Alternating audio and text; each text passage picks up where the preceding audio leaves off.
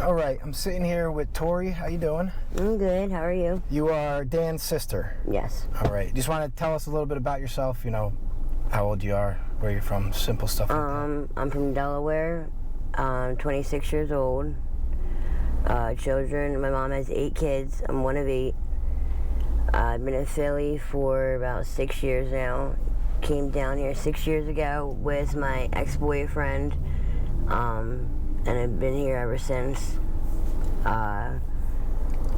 Luckily, I have pathway housing, and right now I'm waiting on my replacement housing, and I'm currently staying on the streets with my brother down Kensington.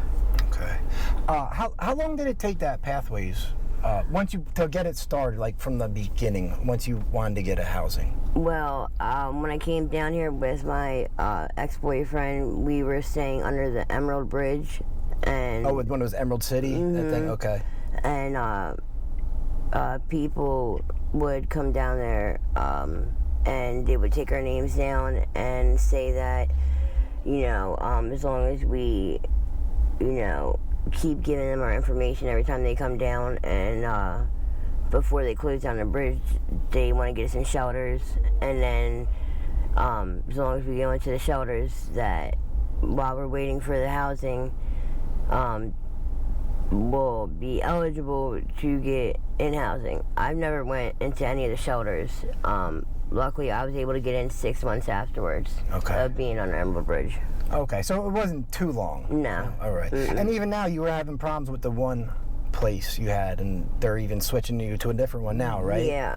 So I was there for about 4 or 5 years, and my boyfriend passed away about 8 months ago, and a friend of his has been coming over there and starting problems with me and basically trying to brody me for my house.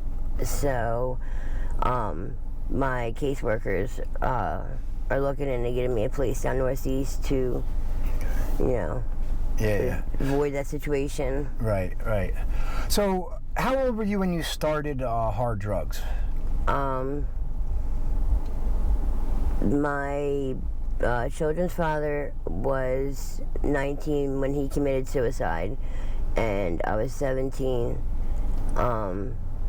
He was getting high behind my back. When he passed away, the day of his memorial service, his friends introduced heroin to me, which I already knew about heroin because my parents were addicts, but they encouraged me to use heroin to mask the pain. And I remember the first time I did heroin, I felt like everything was going to be okay. Like just the feeling, the sensation of it, it was a better feeling for me. I was able to relax more, and I was just wasn't hurting as bad when I started sniffing heroin. So it was probably when I was like 17. Okay. And you've fully IV now. How long have you been doing the IV? Did you switch to IV pretty quick when you I was 19 when I started IV. Okay, so you did about 2 years you were something like that? Sniffing it. Okay. Yeah. And you said both your parents were in active addiction when you were younger, and they are doing a lot better now, right? Yes, my mom's been on methadone for probably 16 years, but she has been like clean off of heroin for about probably 2. Okay. She's getting her life back together. Okay. So. Well, that's good that she's, you can. Would you? Do you have any contact with them at all still? I contact with my family mainly just to talk to my brothers and sisters. My mom doesn't. She's very different. She doesn't want to talk to me unless I have anything to offer her, and especially since she kicked my brother out and I had to move him down to Philly. I don't really have much rap for her. I don't have anything really to say to her, but I still contact my younger siblings to make sure they're okay if they need anything. Right. And my sister just had her son. She's 16. And, so I call to make sure, everything's okay with them. Right. So you've been on the streets in Philly now for pretty much 6 years straight, or do you have breaks in between? Any sober time, anything like that? Only sober time I have is when I've gotten arrested or incarcerated for, a couple months. I've never, willingly, on my own, went into, a treatment. Told me, Tori, I've been sleeping in closets, at laundromats. I'm staying up all night at Valero, gas stations, and sleeping outside. And at the time, I had my housing, so I felt like I couldn't just leave him down there, because we don't have any other family. There's nobody else. It's just me and my brothers, sisters, and my mom and dad, and they're not much help right now. Right. Well, I brought it up to him, and the first thing he made clear was that it's not, it wasn't your responsibility for, he made his own decision to get here. But I understand why you and felt that way. I feel like, maybe if I was living in a different state or even part of Philadelphia, maybe we would have had more of a chance of him either stop getting high or at least not getting to the extent that he's at right now. Because the original housing is right down the street from here, right? Yeah. So that's, okay. So he's kind of moved him right into the fire. Yeah, and I feel like I do a lot for him, I definitely baby him, and I don't want him down here. I don't know. He's a grown, we're a year apart, and he's a grown man. He's gonna do what he wants to do. Well, that's exactly what he said to me. But I feel like if I wasn't getting high around him, maybe he wouldn't be either. Right. So. Now, do you deal with open sores? No. No? Luckily, I don't have anything. Okay. I've had abscesses on my neck before, but no, I don't have. Alright. It's almost everyone I talk to, it seems like has. I don't know how, and by the grace of God, I know a lot of people end up getting the sores by missing their shot, or maybe the type of drugs they're doing, and I get high off of crack, cocaine, and fentanyl and tranquilizer, so I do it all, and maybe I just not more careful with it, but maybe I just you know what I mean? Your body might just deal with the trank better. Exactly. And my brother doesn't have any either. Yeah. Open sores or anything. He has a great immune system there too. Yeah. There's a couple. There was one gentleman there with a really swollen foot that's sitting down. Yes. Yep. Talk to him. His sores are. You can smell it, and I'm not, and I feel bad saying that, but a lot of people are losing their limbs and everything because of it. It's something serious. You got to get it taken care of right away. Yeah. Because if you do, you can save it. You know what I mean? There's antibiotics. There's, treatment for it. You just got to be proactive. Right. You can't go to the hospital and expect to leave tomorrow. Sure. And a lot of people are scared to go through the withdrawal. Yeah. Now, the withdrawal from the xylazine is pretty bad. It's. Yeah. The tranquilizer and the fentanyl itself has its own what is it called? Has its own there's two different types of withdrawal. You know what I mean? So you're going through these feelings, and then you're feeling this way. It's just a whole shit situation. And even if you get a bag, sometimes let's say, and it doesn't have enough. Yeah. In it. Sometimes you might get a bag that only has fentanyl on it, and you do it, and you're planning on being well, and you didn't get your the tranquilizer that you're used to getting every day now. So, you know what I mean? So you can get your well bag and it won't even. Yeah, you still won't get all day well. You gotta hope your drug dealers don't switch up a batch on you. You know what I mean? And they don't have that no more. Yeah. So just people switching the drugs also, that could be. Yeah. And it's whatever the fuck they're putting in it too. That's fucking our bodies up. Yeah. And I really appreciate you letting me film the the test yesterday. Yeah, that was interesting. That was. I was surprised. And you didn't even realize that they're handing out the tranq ones now, right? No, I did not. Yeah, that's good that they are, I guess. I mean, yeah, they're big helps, like the prevention point, handing out like the kits and everything. Yeah. Which at the end of the day, like I feel like they're not enabling it. They want just everybody to be safe. Harm prevention. Oh wait, Right. Hold on, that's your brother. Oh wait, no, he just hung up. Yeah, you can wait. Yeah. Yeah, no, I am fully, I support Prevention Point. They're amazing. It's just harm reduction kits. I hate people that bitch about that stuff. Like, it's enabling you. Like, shut the fuck up. It's insane. Yeah. You know what I mean? They bitch like, oh, you know what I mean? You're not using clean work. Like, everybody should be using clean works. Yeah. You know what I mean? Prevention Point gives them out, they sell them. But then, you know, at the end of the day, they're still like, you know what I mean? They're putting them down for a given amount. So, like, you know, can't win with them. Yeah, it's I always got something to bitch about. And then, so in the future, we're gonna do a video with you and your brother at the same time. Yep. We'll figure that out soon. Yes, I'm excited. All right. Well, I appreciate you taking the time to do this, and we will keep continuing in a little bit. In a week or two, we'll do another one. It's okay. We can do like a continuing series with you. Yes, that'd be nice. Because I think you got a lot.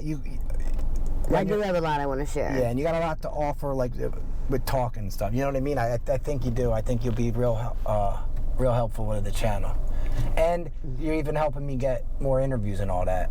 Of course. That's the. Yes, I know a lot of people. Yeah, and you even setting up a drug dealer interview. With me, which is that's gonna be fucking awesome. My good friend. Yep. Yeah. He's gonna. I think it's important for people to know that these street dealers aren't the ones cutting the drugs into the product. Right, they're not. They're just. I mean, you can't shoot the messenger. Like you know what I mean. Like they're basically just selling the. They're the middleman. They're just trying to get high too, pretty much now. Right. They're trying to survive. Like you know what I mean. They may not be getting high. They're you know what I mean. They need to feed their families. You know, they're saying, people say like, oh, you're killing people. No, they're just giving the drugs that everybody's looking for. Right, well, because when they get the drugs, they're already prepackaged. They're prepackaged, yeah.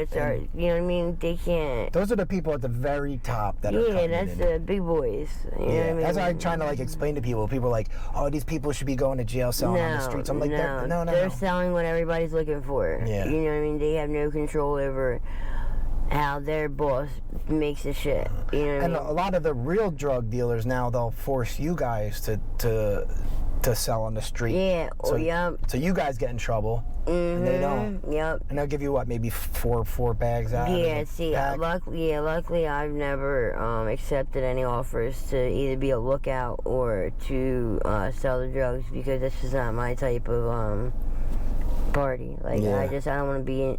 You know what I mean? There's a lot that comes with that too. Like, well, just the other day they set someone on fire down here. Yeah. That was right in Clearfield, right? Yeah. And because what? Some money went missing or something? Yeah, money went missing. I mean, that's what I'm saying. Like, it doesn't even have to be your fault. You don't even have to mess something up. It could just be, you know what I mean, an accident. You know, you lose something, somebody takes something from you. Like, you're responsible for that. Yeah. You know, and that's not cool. Yeah, they said Cece was telling me they set like some random guy on fire. Yep. And they said they were going to keep setting people on fire until they got the money back or something. And not only that happened, but I mean, I've seen people get shot over $5. So I can't imagine losing a pack. Yeah. Or messing up something. Now, was a pack normally have 20 in it? Is that how it usually works? A pack could be, you know, like a log, which is like 20 bundles. Okay. Or a pack could be like pack of crack or 8 ball or whatever. Okay. But I'm just curious. Yeah, it's very interesting. He could probably tell you more about that. Yeah, I'm so fascinated to learn that and side. I bet other people are too. Like, so they can actually hear like the.